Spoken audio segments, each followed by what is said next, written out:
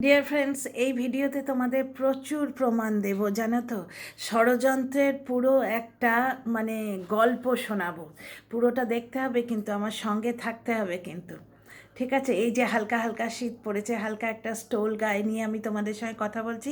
ঠিক এইভাবেই তোমরা কফি খাও আর আমার ভিডিও দেখো আর মজার চুস্কি নাও যে কিভাবে একটা মাকড়সা নিজের জালে জড়াচ্ছে।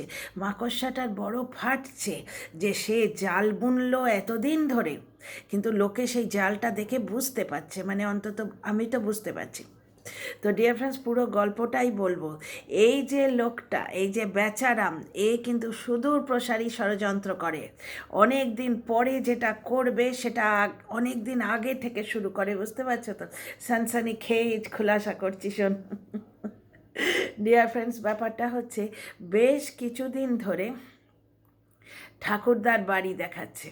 বুঝতে পারছো? ঠাকুরদার বাড়ি মানে ওর বাবাকে যে বাড়িটায় ও ফেলে রাখে, ওর মা আর ওর সঙ্গে বনে না বলে ওর বাবা যে বাড়িতে পড়ে থাকে, যে বাড়িতে কিন্তু সোজা একটা বিশালাকায় কন্ট্রোভার্সি ক্রিয়েটার ধমধম ধমধম করে ভ্যানিটি ব্যাগ নিয়ে ঘুষে যায়, সিধা ঘষে যায়। কারুর অন্দরমহলে এভাবে ঘুষতে পারে কেউ? তো পুরো ঢুকে যায় সে, গিয়ে আবার সে বুড়ো তাকে কোমর নাচিয়ে দেখায়। সেই বাড়িটার কথা বলছি। 2-3 দিন ধরে বলছে ঠাকুরদার বাড়িটাকে সারাতে হবে। বুঝতে পারছো মানেটা? বুঝতে পারছো? এইবার হয়তো ওই বাড়িতে ভাড়াটে করে নিয়ে আসবে এই রিউ রাধককে। আমার খুব অনেক দিন থেকে মনে হচ্ছে। আচ্ছা, এই যে মাকড়সাটা 1 বছর ধরে জাল বুনেছে কন্টেন্ট ক্রিয়েটারদের নিয়ে তার বউকে ফাঁসানোর জন্যে। ওর কাছে প্রুফ আছে তো, সে পরপুরুষের হাত ধরে বেরিয়ে গেছে, ওর কাছে প্রুফ আছে তো। কিন্তু আমার কাছেও প্রুফ আছে যে ও নিজেই ভিডিওতে বলেছিল যে মামার বাড়ির লোকজন এসে ওখান থেকে তার বউকে নিয়ে গেছে। বুঝতে পারছো? আর দ্বিতীয় কথা কি বললো, একটা মেয়ে যতই খারাপ হোক, সোশ্যাল মিডিয়ায় তার ইজ্জত উছাল না যায়, তো যতই খারাপ হোক, তারা একটা মেয়ে যতই হোয়াটসঅ্যাপ চ্যাট করুক, সোশ্যাল মিডিয়ায় তার ইজ্জত এভাবে উছাল না।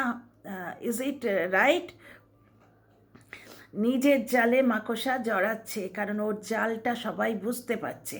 আগে এই ঘটনাটা বলি, তারপরে তোমাদের এর সঙ্গে মিলতা জুলতা বেশ কিছু বেচু কাণ্ড করে রেখেছে, সেইগুলো বলবো, তাহলে বুঝতে পারবে এর নেচারটা কীরকম। অবশ্য তোমরা 1 বছর ধরে দেখছো, বুঝতে পারছো।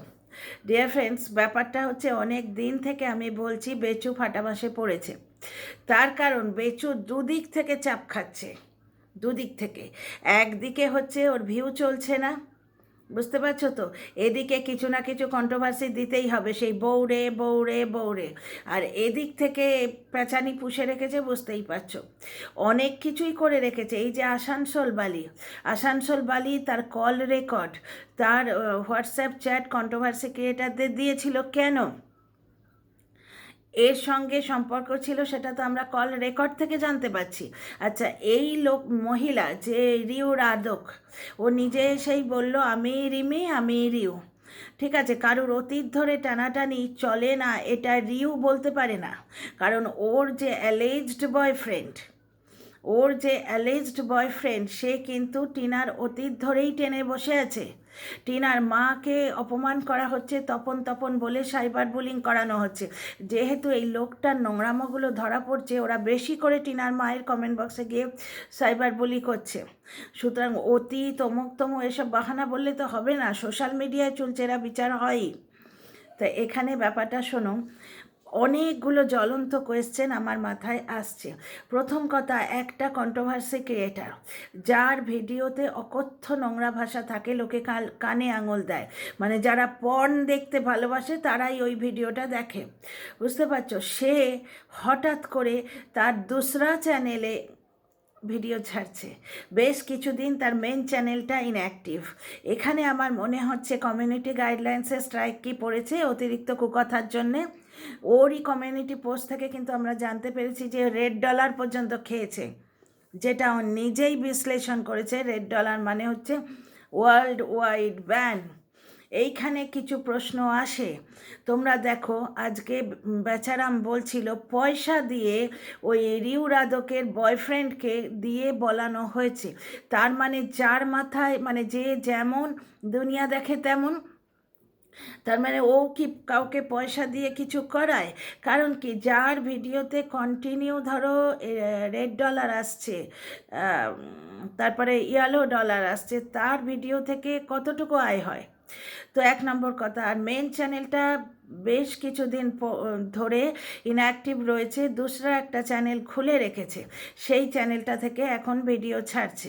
7 দিন পরে ওই মেন চ্যানেলে ভিডিও দিলে বোঝাই যাবে যে কমিউনিটি গাইডলাইনে স্ট্রাইক খেয়েছিল, আর না হলে অন্য কেউ স্ট্রাইক মেরেছে। কোন একটা কমেন্ট বক্সে, কোন একটা কমেন্টে দেখলাম এক জায়গায় বলা হচ্ছে টিনা নাকি স্ট্রাইক মেরেছে। এটা অসমর্থিত খবর। কারণ টিনার সঙ্গে, টিনা যে ঝিলটা যে ঝিলে বর্তমানে সাঁতার কাটছে, যে ঝিলটায়, সেখানে যে সারস পাখি আছে, সে ভার্চুয়ালি ওকে 7-8 মাস ধরে ইনঅ্যাক্টিভ করে রেখেছে। সে কারোর বিরুদ্ধে কোনো কিছু স্টেপ নিতে দেবে না, সেটা তার কণ্ঠস্বরে আমরা শুনেছি। সুতরাং ভয়ঙ্কর ষড়যন্ত্রের চাল কিন্তু চতুর্দিকে। ডিয়ার ফ্রেন্ডস, পুরোটা বলবো। Welcome back to my channel, my world of words. আমি সৌমি, আমি তোমাদের সবাইকে আমার চ্যানেলে ওয়েলকাম করছি। ডিয়ার ফ্রেন্ডস, ব্যাপারগুলো বোঝো। হঠাৎ করে ঠাকুরদার বাড়ির ওপর নজর পড়লো এত দিন পরে। জ্বলনের প্রায় 45 বছর এখন বয়স। দ্বিতীয় কথা, ও প্রায় 5-7 বছর ধরে ব্লগিং করছে, ভালো কামাচ্ছে। কারণ ছেলের যে টাকাটা ও মারতে গেছিলো, ছেলের মায়ের জন্যে পারেনি, সেই টাকাটা 5 লাখ টাকা। ওই টাকাটা ওরা বাচ্চাটা হতেই তোমার ইয়েতে দিয়ে দিয়েছিল, ওই কি বলে ওটাকে, পোস্ট অফিসে। তার মানে মিয়া বিবি মিলে বেশ ভালো কামাচ্ছিল। মানে ওই যে বলে না, খাচ্ছিল তাঁতি তাঁত বুনে, কাল হলো তার এড়ে গরু কিনে। ওই ইন্দিরাকে দেখে অতিরিক্ত লোভ হলো, বউকে নোংরা করে পয়সা কামাতে গেল, বউয়ের থেকে ছেলে কেড়ে নেব, চ্যানেল কেড়ে নেব, অতিরিক্ত লোভ, অতি লোভে তাঁতি কিন্তু গেল। তো যাই হোক, ফিরে আসি বর্তমান কন্ট্রোভার্সিতে। রিউ রাধকের সামনে আসারই ছিল। একটা কথা বলো তো, রিউ রাধকের ওই ভিডিওটা ওই কুলাঙ্গারের কাছে কি করে গেল, বিদেশির কাছে কি করে গেল? রিউ রাধকের কোনো চ্যানেল তো আমরা এখনো দেখিনি। সমস্ত কিছু অদ্ভুত অদ্ভুত না? একটা লাইভ হলো, তারপরে রিউ রাধকের জবানবন্দি একজন বিদেশি তার চ্যানেল থেকে, দূসরা চ্যানেল থেকে, সেকেন্ড চ্যানেল থেকে ছেড়ে দিল, ফার্স্ট চ্যানেলটা ইনঅ্যাক্টিভ। বুঝতে পারছো? রিউ রাধকের চ্যানেল ওর কাছে গেল কি করে?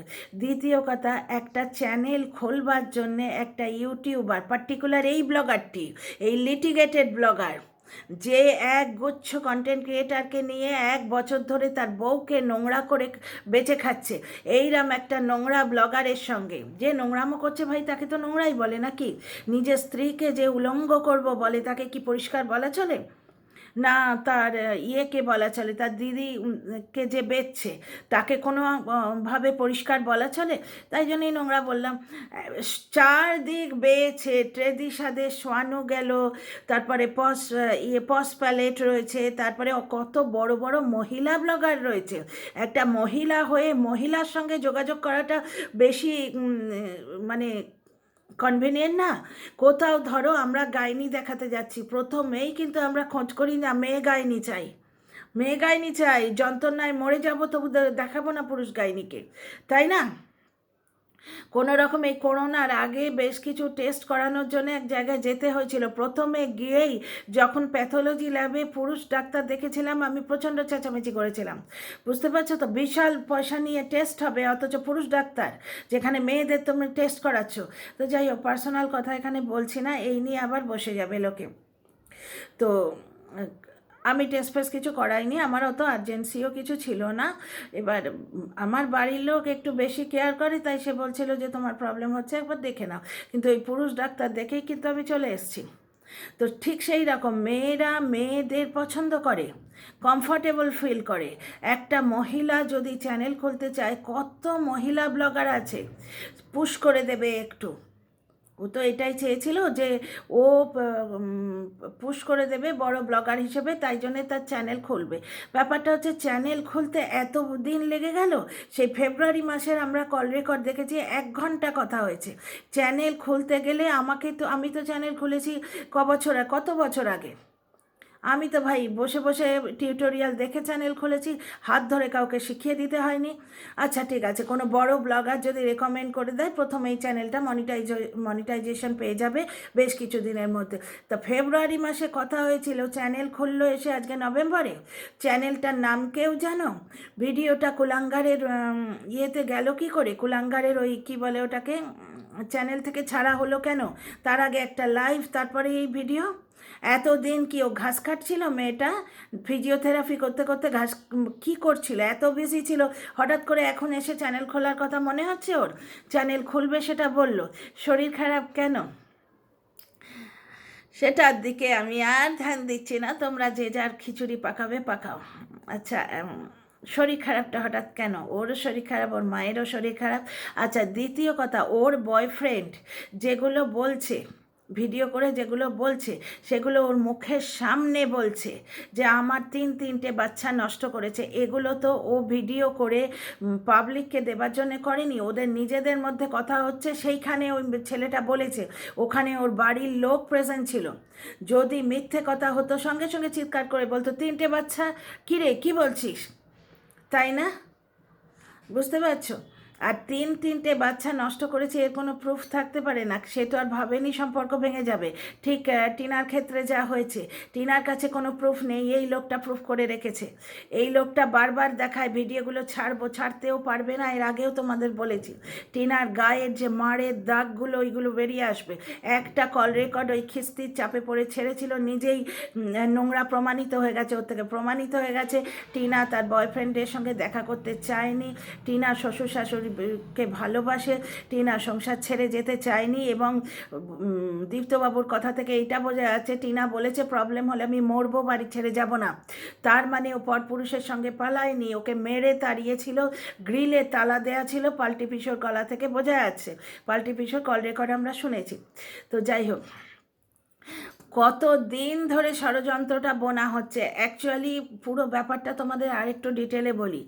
জ্বলনের ডিভোর্স হয়ে যায়, আমার মনে হয় ওর নিজের লোকেরাই চায় না। ওর বেশ কিছু ওর দলের লোক আছে যারা চায় না জ্বলনের ডিভোর্স হয়ে যাক, তাই তো কন্ট্রোভার্সি ফুস। এবার ডিভোর্সটাকে আটকাবার জন্য তাকে শান্ত করে রাখতে হবে।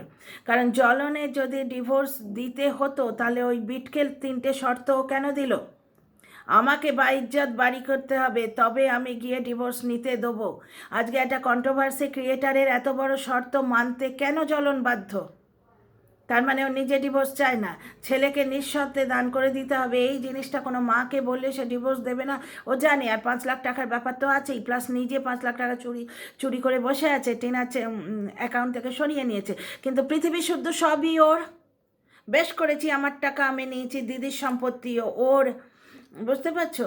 তো যাই হোক, দেখো ভাই, যে যেমন কর্ম করে সে তেমন ফল তার পায়। জ্বলনের কর্মফল শুরু হয়ে গেছে। চুপি চুপি সব কিছু করতে পারত, কিন্তু ছিছি আইডি বাহিনী লাগিয়ে একটা মেয়ের পেছনে যদি ক্যাটের মতো আটকে থাকে, তাহলে বেশ কিছু মানুষ অপোজিট দিক থেকেও চেষ্টা করবে। বুঝতে পারছো? এবার ব্যাপারটা হচ্ছে, ওই যে আসানসোল বালি, ও কিন্তু অনেকের সঙ্গেই যোগাযোগ করেছিল।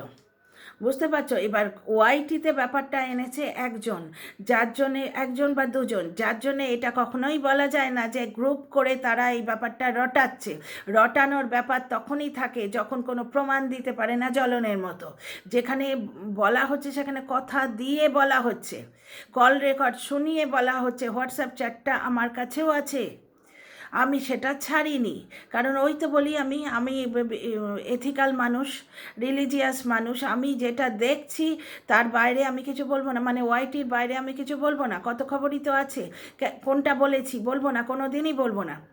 ব্যাপারটা হচ্ছে যে আমি কন্ট্রোভার্সি ক্রিয়েটার হিসেবে কাজ করতে এসেছি। ওয়াইটিতে যেটুকু দেখছি, যেটুকু গেস করতে পারছি, আদার কন্ট্রোভার্সি ক্রিয়েটাররা গেস করে অনুমান ভিত্তিকভাবে কথা যখন বলে, তখন আমারও গেস করে কথা বলা বানতা হয়, ওইটুকুই বলবো। যেমন মেয়েটার শরীর খারাপ। আচ্ছা, এবার তোমরা বুঝে নাও। আচ্ছা, দ্বিতীয় কথা, এই যে লোকটা, এই যে মেয়েটা রিউরাদকের বয়ফ্রেন্ড, তোমরা জানো, রনু। এ হোয়াটসঅ্যাপে লোককে বাজে ফটো, বাজে পাঠাচ্ছে, এটা এরা জানলো কী করে? এরা নিশ্চয়ই রনুর গুডবুকে নেই। রনুর গুডবুকে না থাকলে রনু নিশ্চয়ই এদের পাঠাচ্ছে না মেয়েটার বাজে ফটো বা বাজে কিছু, তাহলে রনু তার নিজের আত্মীয় স্বজনের মধ্যে পাঠাচ্ছে হয়তো, যদি এদের কথাটা সত্যি হয়। তাহলে সেই আত্মীয় স্বজনরা কাকে বলতে পারে বড়জোর? কারণ এই রিউয়ের কাছে ফোন নাম্বার আছে এই লিটিগেটেড ব্লগারটার, এই যে বেচারাম এর ফোন নাম্বার আছে।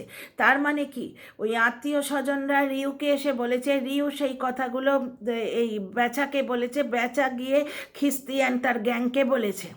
তার মানে বুঝতে পারছো এদের পুরো জিনিসটার মধ্যে বেচা কতখানি ইনভলভ আছে। কবে থেকে সে হনুমানজির পুজো করছে, কবে থেকে সে যোগা করছে, আর এই মেয়েটা যোগাবালি, এর কথা যোগিতাবালি নয় কিন্তু এই যোগাবালির কথা কিন্তু একটা কন্টেন্ট ক্রিয়েটার অনেক দিন আগে থেকে বলে দিয়েছিল।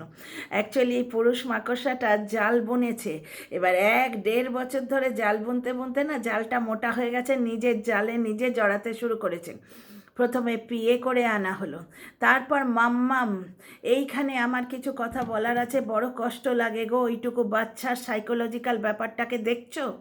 কখনো কোনো টিচার গৃহশিক্ষক শিক্ষিকা বলে নিয়ে এলো, তাকে মাম্মাম বলাতে শেখালো, বুঝতে পারছো? তারপর মাম্মাম হাওয়া, এখন কিন্তু কালকের ব্লগে বাচ্চাটা টিচারই বলল, ওই স্কুলের টিচারকে মাম্মাম বলেনি। তাহলে তার মানে বাড়িতে এই মহিলা এমন এই মহিলা বা অন্য কোনো মহিলা বাড়িতে এমন কেউ ছিল যাকে মাম্মাম বলা হচ্ছে, কারণ টিচারকে মাম্মাম বলেনি। কাল বাচ্চাটা স্কুল থেকে এসে টিচার ওই যে সেই জওহরলাল নেহেরু সেজে গেছিল সেইখানে, তার পরের দিনের ব্লগটায় আমি জায়গাও বলে দিচ্ছি তোমাদের, ওই যেখানে কোলাপসেবল গেট থেকে ওই হেলমেট আর তোমার ওই ব্যাগটা তুলে বেচারাম নিট অ্যান্ড ক্লিন সার্ফ এক্সেলে ধোয়া রিন সাবানে ঘষা ব্লগ দিল না। কারণ যখন ও বুঝতে পারলো যে ওর জেনুইন দর্শকরাও কিন্তু কনভিন্সড হয়ে গেছে যে ও কোনো না কোনো লিটিগেশনে আছে, ওর বাড়িতে কেউ না কেউ আছে। কারণ পরের দিনের ওই সাফসুতরা ব্লগের মধ্যে যে কমেন্টগুলো আসছে তাতেও স্পষ্ট বোঝা যায় যে তারা কনভিন্সড যে তার বাড়িতে কেউ আছে, বুঝতে পারছো? সুতরাং কোনো রকম মন কি বাত না দিয়ে আজ আবার শুরু করেছে। তোমাদের বললাম না, কিছুটা ও ভিউ টানার জন্য করে, কিছুটা স্বভাবে করে। মানে কেউ অভাবে মন্দ, কেউ স্বভাবে মন্দ, অভাব স্বভাব দুটোতেই মন্দ। ও কন্ট্রোভার্সি বা বাজে কথা না বলে ও থাকতে পারবে না। টিনা আজকে কোথা থেকে কোথায় উঠে গেছে, ওর দিদি কোথা থেকে কোথায় উঠে গেছে। সে তো এই কাদাতেই জন্মেছিল, পদ্মর মতো কাদার ওপরে ফুটেছিল। টুক করে সেই পদ্মটি সরিয়ে নিয়ে গিয়ে ভালো জলে কেউ ছেড়ে দিয়েছে, সেইখান থেকে পদ্ম আজকে আকাশের তারা হয়ে গেছে। ওর বউ ওর কিন্তু সেই পথে এগোচ্ছে। দেখো কন্ট্রোভার্সি ক্রিয়েটার হয়ে রয়ে গেল, তাকে মানে কন্ট্রোভার্সি আঁকড়ে ধরে কাদার মধ্যে ডুবে থাকতে পছন্দ করে। আজকে আবার দিয়েছে, সেটা নিয়ে পরে আসছি। তো একটা জিনিস দেখো, আজকে হোয়াটসঅ্যাপে কে কী ছাড়লো সেই খবরটা ওই বেচান গ্যাংয়ের কাছে এলো কী করে? আমার মনে হয় অনুমান রিউয়ের থ্রু দিয়েই এসছে। রিউ চ্যানেল খুলবে ফেব্রুয়ারি মাসে, সেই চ্যানেলটা গিয়ে এখন খুললো, বুঝতে পারছো? আর দ্বিতীয় কথা, বেচা নিজের ব্লগে বলল যে আমি তো সে মেয়েটাকে বলবো তুমি সামনে এসো। তুমি একটা 45 বছরের পুরুষ আর একটা 45 বছরের মহিলাকে প্রথম দর্শনেই তুমি বলে? আপনি বলে একটা কথা আছে, সেটা বোধহয় এরা শেখেনি। শিক্ষা দীক্ষার কী অবস্থা সে তো জ্বলনের বাপের যেদিন নোংরামোটা আমরা দেখলাম, মুখের ভাষা দেখলে সেদিনই তো এর পরিবার তোমরা বুঝতে পারছো। আর ওর মায়ের মুখের ভাষা তোমরা দেখেইছো, মায়ের নাচও তোমরা দেখেছো। তো যাই হোক, তো তুমি করে সেই মেয়েটাকে কথা বলছে, তুমি এসো, তুমি সবাইকে বলো। যেদিন বললো পরের দিনই মেয়েটা গুটি গুটি চলে এলো। দ্বিতীয় কথা, মেয়েটা পেছনে একটা চাদর টাঙিয়েছে। চাদর টাঙালেই কি নোংরামোটা ঢাকা যায় নাকি? চাদর টাঙিয়ে তারপরে বেচারামের বাইকের হর্ন বাজিয়ে, বলবো না কেন ভাই? তোমরা এখনই বলবে যে সৌমিদি তুমি ওই ঢেপির মতো অযৌক্তিক কথা বলছো। না ভাই, অযৌক্তিক কথা বলছি না। শোনো একটা কথা, আজকে আশপাশ দিয়ে কোথাও যদি কোনো ওই বুলেটের হর্ন যেত, ওই ছাগল, তারপরে ঢ্যাপঢেপি তো আছেই, এরা সবাই বলতো যে ওই ফোকলার হর্ন। তাহলে মেয়েটার আশপাশ দিয়ে যে আওয়াজগুলো যাচ্ছে, আমি তো মেয়েটার কথাকে বাদ দিয়ে, ও তো স্ক্রিপ্টেড কথা কিছু শিখিয়ে দিয়েছে, কিছু জ্বলন অ্যান্ড গ্যাং সবাই মিলে শিখিয়ে দিয়েছে। এ তো জ্বলনকে মানে আবার দুধে ধোয়া তুলসী পাতা প্রমাণ করার জন্যই এসছে। আর একটা কারণ হতে পারে, জ্বলন মুফতে খাওয়াবে, বাড়ি ভাড়া দিচ্ছে, ভাড়াটে আনবে, বুঝতেই পারছো তো, পুরনো বাড়িটা সারানোর প্ল্যান করছে, তাতে এই মেয়েটাকে ভাড়াটে করে রাখবে। একটা জিনিস বলো তো, যদি এই রকম কিছু করে, যদি এরকম কিছু করে, তোমাদের মনে প্রশ্ন উঠবে না যে ৪৫ বছর পর্যন্ত ওদের ভাড়াটের প্রয়োজন হলো না, এখন কেন হচ্ছে? কারণ ওই ঠাকুরদার বাড়ি সারানো দেখে ওর দুটো কারণ আছে। একটা কারণ আমি তোমাদের বলতে পারবো না, ওটা ওয়াইটিতে আসেনি। ওর দুটো কারণ আছে। বাড়িটা সারানোর যে ধমকিটা দেয়া হচ্ছে, ওটা শুধু আমাদের বলা হচ্ছে না, আর একজনকেও বলা হচ্ছে, কিন্তু সেটা ওয়াইটিতে আসেনি, আমি তোমাদের বলতে পারবো না। আর একটা কারণ, হয়তো এই মেয়েটাকে বুক ফুলিয়ে দেখাবে যে আমার বাড়িতে এসে আছে, ওর আর লোকাবার জায়গা নেই, আমি প্রোটেকশন দিয়েছি, রাস্তায় কেউ যদি বিপদে পড়ে আমি তাকে তুলবো না, কিন্তু আমি আমার বউয়ের চ্যানেল হাতিয়ে নিয়ে বউয়ের চ্যানেলেই স্ট্রাইক দেব, বউয়ের ইমেল আইডি থেকে তার চ্যানেলেই স্ট্রাইক দেব, আমি এত বড় মানবতাবাদী। তো যাই হোক, অনেক কথা আমার বলতে ইচ্ছে করছে, বুঝতে পারছো তো। তো জানি না, আমি জানি না যে ওই ঠাকুরদার বাড়িতেও ভাড়াটে রাখবে কিনা, কারণ গ্রামে গঞ্জে ভাড়াটে হয় কিনা আমি তাও জানি না, কারণ আজ অবধি আমি কিন্তু দেখিনি। গ্রামের লোকেরা নিজের বাড়িতে থাকতেই অভ্যস্ত, কিন্তু হঠাৎ করে লোকটা যখন ৪৫ বছর বয়স হয়ে গেল, হঠাৎ করে ঠাকুরদার বাড়ি সারানোর কেন প্রয়োজন হলো? তোমাদের এটা সন্দেহজনক লাগে না? তারপর মেয়েটা যখন কথা বলছিল, পেছন থেকে একটা বাচ্চার গলা আওয়াজ পেয়েছি। মেয়েটা যখন কথা বলছিল, পেছন থেকে একজন বয়স্ক মহিলার আওয়াজ পেয়েছি। পেছনে একটা চাদর টাঙিয়ে দেওয়া হয়েছে, সে তো বোঝাই যাচ্ছে, কিন্তু জ্বলন যে ওই আলুকাবলিটা কাউকে দিল বেডরুমে, সেটাও কিন্তু বোঝা যায়। জ্বলন একদিন কাপড় মেলছে অনেক দিন আগে, সেখানে একটা মেয়ে ওর নাম ধরে ডাকছে, আমরা শুনতে পেয়েছি। এবং দর্শক বন্ধুরা তো আরও অনেক কিছু দেখেছেন। কেন, ওই যে সেই পরে জানতে পারলাম যে ওই পরিণা কঞ্চলে গেছিলো না, পরে জানতে পারলাম ওটা পালিয়েছে ওই চাইল্ড লাইনের লোকেদের ভয়ে। তো তখন এসে ওই ফিরে এসে বোধহয় বর্ষাকালে, যেদিন ঘরের মধ্যে তার দড়ি টাঙিয়ে ওর মা কাপড় মেলছিল, সেখানে একটা পাজামা, একটা অন্তর্বাস আমরা দেখেছি, তো দেখেছি না, একটা কি আর একটা কি দেখা গেছে, নাইটি না কি আর একটা দেখা গেছে।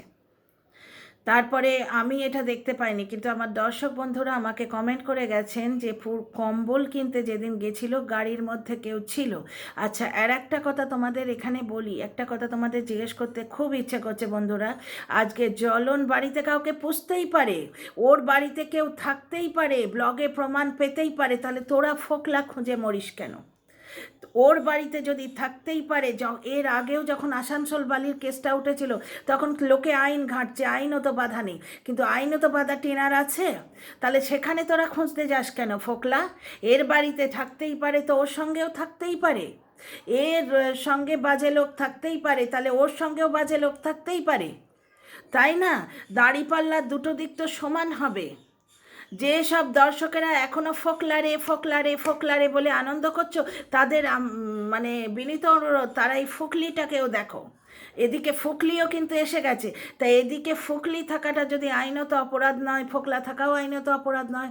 সে মেয়েটার কমিউনিটি পোস্ট তাকে জোর করে দিয়েছিল, সে তো নিজেই স্বীকার করেছে, কিন্তু আবার সে নিজে স্বীকারও করেছে যে তার সঙ্গে কারোর কোনো সম্পর্ক নেই। যাই হোক, টিনা ফ্ল্যাটে যাচ্ছে, এবার এরা পেছন পেছন সব ছিচি আইডি বাহিনী নিয়ে যাবে যে সেখানে দীপ্তবাবু আছে কিনা। ভাই, এখানে দীপ্তিকাকে তো দেখ, এদিকে যদি দীপিকা থাকতে পারে, ওদিকে দীপ্ত থাকতেই পারে, তোদের কন্ট্রোভার্সির মাথায় জল ঢেলে দিল তো, তোদের গুরু, তোদের নাটের গুরুই তো কন্ট্রোভার্সির মাথায় জল ঢেলে দিল, তাই না? ফোকলা কন্ট্রোভার্সির কিন্তু দি এন্ড, কারণ যুক্তির যে পাতাটা না, সেখানে লাইন টানা হয়ে গেছে, সেখানে আর কিছু লেখা যায় না। একে যদি সাপোর্ট করে বলা হয় করতেই পারে, খেতেই পারে, বাড়িতে কাউকে রাখতেই পারে, তাহলে সেই কথাটা তার ক্ষেত্রেও প্রযোজ্য। তো ডিয়ার ফ্রেন্ডস, আর বেশি কিছু বলছি না, ভিডিওটা শেষ করছি, আর আনএডিটেড ছাড়লাম কারণ সকাল থেকে ভিডিও দিতে পারিনি। See you in the next video. কথা ভালো লাগলে সাবস্ক্রাইব করে পাশে থেকো, আর কমেন্ট বক্সে নিশ্চয়ই কমেন্ট করো।